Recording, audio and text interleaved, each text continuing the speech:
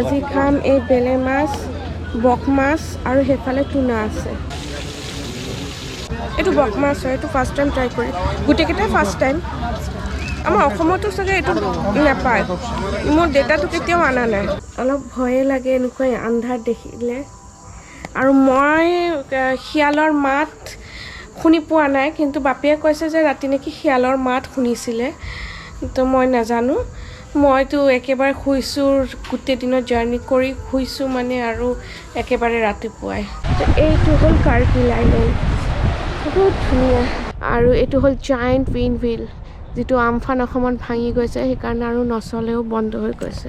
এইটো হ'ল টেণ্ট, য'ত আপুনি থাকিব পাৰিব। ইয়াৰ ৰুফ টাৰিফ আছে, ৱেবছাইট আছে, আপুনি ইয়াৰ পৰা বুকিং কৰিব পাৰিব। তো ইয়াত থকাৰ ব্যৱস্থাও আছে। ড্ৰাই ফিছৰ জেগা হয়, ফেক্টৰী হয়।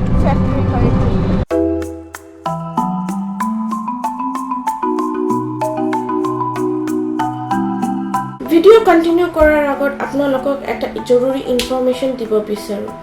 আপুনি যদি copyright free 4K drone footage নিজৰ কণ্টেণ্ট বা ভিডিঅ'ত ইউজ কৰিব বিচাৰে, তেনেহ'লে www.digicart99.com ৱেবছাইট ভিজিট কৰি খুব ৰিজনেবল প্ৰাইচত copyright free 4K drone footage download কৰিব পাৰে। ইয়াত প্ৰাইচ খুবেই ৰিজনেবল আৰু সম্পূৰ্ণ কপিৰাইট ফ্ৰী। আপুনি আপোনাৰ কণ্টেণ্ট মনিটাইজো কৰিব পাৰে। লিংক ভিডিঅ' ডেছক্ৰিপশ্যনত দিয়া আছে। চ' গাইজ, আমাৰ বেণ্টিক ফিচাৰিজ ঘূৰা হৈ গ'ল। এতিয়া আমি গৈ আছোঁ কাৰ্গিল আইলেণ্ডত। তো ইয়াত এটা বস্তু মানুহে চবৰ ঘৰতে হয়, সেইটো হ'ল শুকা মাছ, যিটো আমি চুটকি মাছ বুলি কওঁ, সেইটো ড্ৰাইড ফিছ, যিটো সেইটো ড্ৰাই ফিছৰ জেগা হয়, ফেক্টৰী হয়। তো এতিয়া আমি কাৰ্গিল আইলেণ্ডত আছোঁ, বেণ্টিক ফিচাৰিজৰ একেবাৰে ওচৰতে, জাষ্ট 5 to 10 মিনিটছ লাগিলে। তো এইটো হ'ল কাৰ্গিল আইলেণ্ড,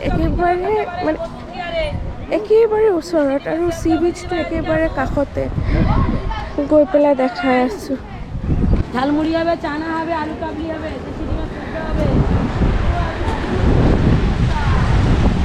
তো এইটো হ'ল কাৰ্গিল আইলেণ্ড, বহুত ধুনীয়া। আইলেণ্ডবোৰ বহুত ধুনীয়া। ইয়াত নামিব পাৰি, বাট মই নানামো নেকি, পৰি যোৱাৰ চান্সটো বেছি আছে। আৰু ইয়াত খাবলৈ, ইয়াত এনেকুৱা চাটা দি আছে, ঝালমুড়ি, কফি এইবোৰ খাব পাৰে আৰু এনজয় কৰিব পাৰে। তো ইয়াত য'তে যাব আপোনাক এটা এণ্ট্ৰি ফি দিবই লাগিব। য'তে সিহঁতৰ এণ্ট্ৰি ফিটো কিয় লয় নাজানো, যেনেকুৱা হেনৰি আইলেণ্ডত লৈছে ঠিক আছে, বাট বেণ্টিক ফিচাৰিজতো লৈছে। আৰু ইয়াত আমাৰ এণ্ট্ৰি ফি নালাগে, বাট হ্যাঁ চিনি দিয়ে, না চিনি দিয়ে দিন, চিনি দেব, হ্যাঁ। ইয়াত এণ্ট্ৰি ফি লাগিব, যেনেকুৱা ইয়াত অকল গাড়ীৰ এটা পাৰ্কিং ফি লাগি আছে, মানে য'তে যাব আপুনি ইয়াত এণ্ট্ৰি ফি লাগিবই। আৰু ইয়াত বহাৰ ঠাইবোৰ চাওক। তো এইটো ফেজাৰগঞ্জ, য'ত জায়েণ্ট হুইলবোৰ আছিলে, বাট এতিয়া ভাঙি গৈছে, সেইকাৰণে আমি ভাবিলোঁ আৰু নাযাওঁ, আৰু চলাও নাই। ইলেক্ট্ৰিচিটি প্ৰব্লেম আৰু বহুত কিবাকিবি প্ৰব্লেমৰ কাৰণে, আমফান অহাৰ কাৰণে ভাঙি গৈছে, সেইকাৰণে আমি এইফালে আৰু নগ'লোঁ। এতিয়া আমি গৈ আছোঁ বকখালি ইক' টুৰিজম পাৰ্কত। তো এতিয়া আমি ইক' টুৰিজম পাৰ্কত সোমাই গৈছোঁ, আৰু এইটো হ'ল সেই পাৰ্কটো। এইটো বেচিকেলি সৰু ল'ৰা ছোৱালীৰ কাৰণে ভাল, আৰু এইফালে ৰেষ্টুৰেণ্টো এটা আছে, খাব পাৰিব। ইয়াতো এণ্ট্ৰি ফি লাগে 20 rupeesকৈ ইচ। আৰু এইটো হ'ল জায়েণ্ট উইণ্ড হুইল, যিটো আমফান অসমত ভাঙি গৈছে, সেইকাৰণে আৰু নচলেও, বন্ধ হৈ গৈছে। তো ভিতৰটো এনেকুৱা হৈছে।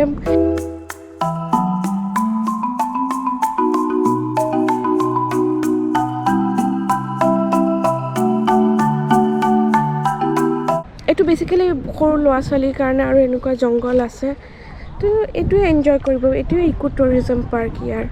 তো ইয়াত আপুনি থাকিব পাৰিব। এইটো হ'ল ইক' হাট, টুৰিজিমৰ হাট।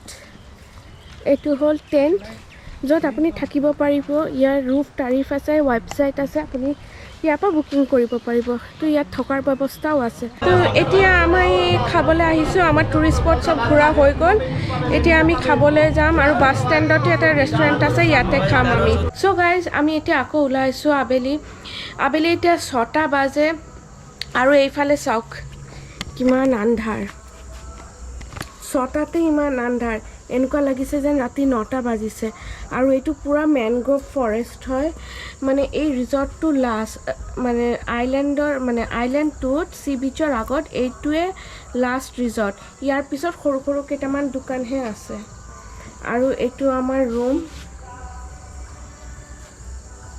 অলপ ভয়ে লাগে এনেকুৱা আন্ধাৰ দেখিলে আৰু মই শিয়ালৰ মাত শুনি পোৱা নাই কিন্তু বাপিয়ে কৈছে যে ৰাতি নেকি শিয়ালৰ মাত শুনিছিলে তো মই নাজানো মইতো একেবাৰে শুইছোঁ গোটেই দিনত জাৰ্ণি কৰি শুইছোঁ মানে আৰু একেবাৰে ৰাতিপুৱাই তো বলক অলপ ওচৰে পাছৰে ঘূৰি আহোঁ তো আজি আকৌ ইয়াতে আহিছোঁ ইয়াতে অলপ সময় ফুৰিম তাৰপিছত গৈ পেলাই ডিনাৰ কৰিম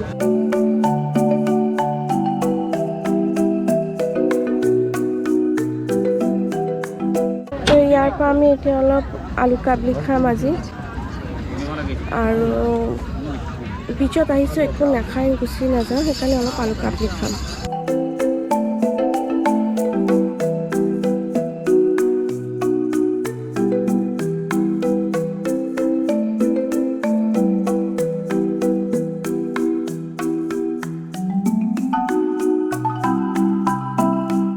আমাৰ আলু কাবলি খাই হৈ গৈছে এতিয়া আমি ফিছ ফ্ৰাই ট্ৰাই কৰিম মই লাইফত ইমান ভেৰাইটিজ অফ মাছ প্ৰথমবাৰহে দেখিছোঁ ইয়াত ইলিছ মাছৰ পৰা আৰম্ভ কৰি অক্টোপাছ চব আছে ডাঙৰ ডাঙৰ লবষ্টাৰ আছে টুনা মাছ আছে আৰু ভেৰাইটিজ টাইপৰ মাছ আছে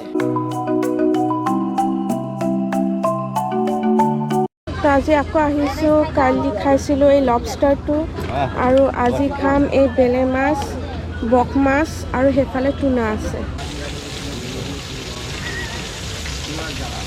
একটা টুনা আছে একটা বেলে আছে একটা বক মাছ আছে এটো বক মাছ হয় এটো ফার্স্ট টাইম ট্রাই করি গুটেকেটা ফার্স্ট টাইম এটো ভাল এটো খাবলে ভাল পকোড়া টাইপৰ এটো পকোড়াই ভাল লাগিব চাগে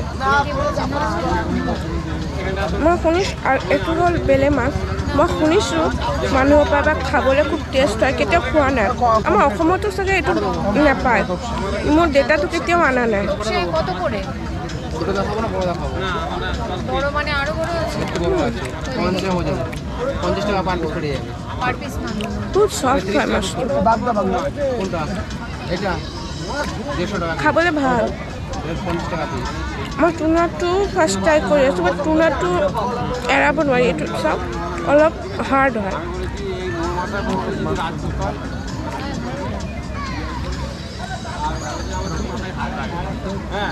টুনাটো অলপ হাৰ্ড নাজানো কিয় বাট হাৰ্ড সফট নহয় মাংসৰ নিচিনা লাগিছে মানে মাংসটো চিকেন যেনেকুৱা লাগে খাবলৈ সেনেকুৱা